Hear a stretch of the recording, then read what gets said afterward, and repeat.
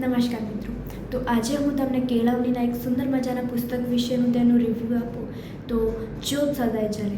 આ પુસ્તકનું મૂળ અંગ્રેજીમાં હાર્નેટ કેન દ્વારા પ્રકાશિત થયેલી છે, પરંતુ લોક ભારતીય સંસ્થામાં વંચાયેલીને હૃદયમાં વસી ગયેલી આ કથાનું ભાષાંતર તેના લેખક છે હરીન્દ્ર દવે.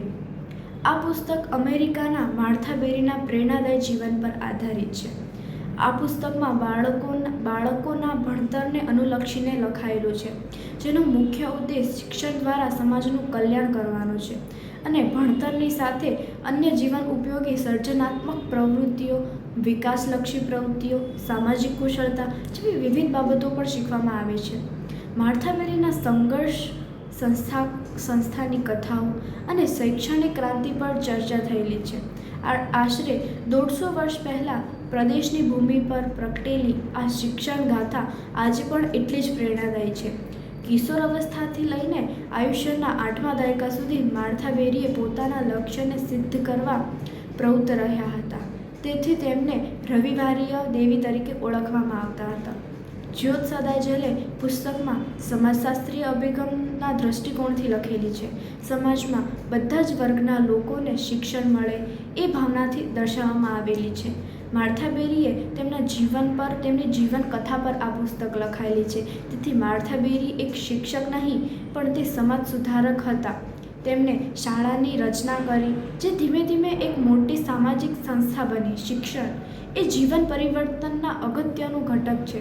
શિક્ષણને તેમને સામાજિક ન્યાય, સહકાર સાથે જોડ્યું છે. તેમની પદ્ધતિ શિક્ષણ પર આધારિત છે. માર્થા બેરી એ બાળકોની ભાવનાત્મક બુદ્ધિ પર ભાર મૂક્યો છે. જીવંત ઉદાહરણો અને પ્રેરણાદાયી શૈલીમાં આ પુસ્તક લખવામાં આવેલી છે. એ ત્યાગનો અને સેવાનો ભાવ દર્શાવે છે. જીવંત ઉદાહરણો અને પ્રેરણાદાયી શૈલીમાં લખાયેલી છે. આ પુસ્તકમાં કેટલીક મર્યાદાઓ પણ છે, પણ જો એ મર્યાદાઓ તો હવે આપણે તે જોઈએ તો આ પુસ્તક શૈક્ષણિક અને સામાજિક દ્રષ્ટિકોણથી લખાયેલું છે, જેથી જીવન કથા પર તેનો વધારે ભાર મૂકવામાં આવ્યો છે. લક્ષ્ય, યાત્રા, સિદ્ધિ, કસોટી, આમ 4 ખંડમાં તે વિભાજિત કરવામાં આવ્યું છે.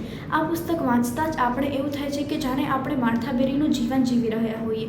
તેમણે તેમના જીવનમાં ઘણી બધી મુશ્કેલીઓનો સામનો કરીને અડગ મન રાખીને તેમણે તેમનું જીવન ગુજાર્યું હતું. માર્થા બેરીના જીવન આધારિત લખાયેલી આ પુસ્તક તેમને ઘણી આર્થિક મુશ્કેલીઓ હોવા છતાં અડગ મનથી સંકલ્પ લઈને ગરીબ વર્ગના બાળકો માટે શાળાઓની સ્થાપના કરી અને લોકોના જીવન પરિવર્તન માટે આ પુસ્તક પ્રયોગાત્મક શિક્ષણ લેતા શીખવે છે. તેની સાથે સાથે શિક્ષણનું સાચું મૂલ્ય સમજાવે છે. આ પુસ્તકમાં માર્થા બેરીએ બાળપણ અને સંઘર્ષની વાતો લખેલી છે અને એક વ્યક્તિત્વ પણ સમાજને ફેરફાર લાવી શકે તે અને શિક્ષક અને અવશ્ય વાંચવું જોઈએ. શિક્ષક, વિદ્યાર્થી અને માતા પિતાએ આ પુસ્તક વાંચવાથી તો તેમને કઈ રીતે તેમના બાળકોને સાચું શિક્ષણ આપવું તેના વિશે ધ્યાન મળે છે.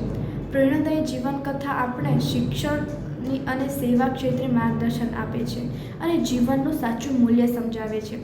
આ પુસ્તક વાંચતા આપણે લાગે છે કે માર્થા બેરીએ તેમના જીવનમાં જેટલા સંઘર્ષો, જેટલા તેમને મુશ્કેલીઓ આવી છે, તેમને કઈ રીતે તેમનો સામનો કરીને બાળકોને ભણાવવા માટે તેમને બધી મુશ્કેલીઓનો સામનો કર્યો છે તેમની વિશે વાત લખવામાં આવી છે. તેમને 2 બાળકોને પૂછીને એટલે થોડાક બાળકોથી તેમને ભણાવવાનું ચાલુ કરીને આજે તેમની મોટી સંસ્થા ખોલી છે અને આ માર્થા બેરીની એક સ્કૂલ અને એક કોલેજ પણ આવેલી છે. તો તે વિદેશની ધરતી પર જન્મેલા માર્થા બેરીનું આજે પ્રશંસા આપણા ભારતમાં પણ થઈ રહી છે.